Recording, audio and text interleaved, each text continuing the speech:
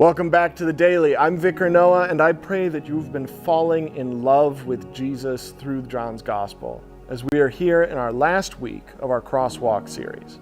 Today we're going to briefly go over the contents of John 21, 1 through 19. The disciples have seen and heard that Jesus is risen from the dead. Now, Jesus isn't hanging out with them all the time anymore. And they're waiting for this promised Holy Spirit to start their work so that they can, get going. So what do while they're waiting? They go fishing.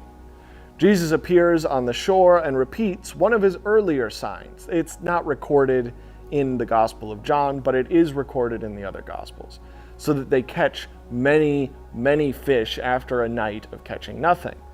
More than the first time, and without any of the issues of the first time.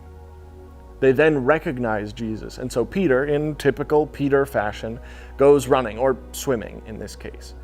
They all have a meal together, and then Jesus calls Peter aside for a private chat. Peter's last one-on-one encounter with Jesus involved his claiming he'd never betrayed Jesus. Jesus telling him that he'd deny him, and then Peter proving Jesus right. So Jesus calls him out on his sin and his guilt and gives him the charge to tend to Jesus' flock. Jesus gives forgiveness freely, even to those who are unable to forgive themselves. He trusts us, even though we've let him down over and over again. He helps us to carry out the task before us, a task that is not required of us to earn his love, but that we get the privilege of doing, that we might become more and more like Christ to our neighbors.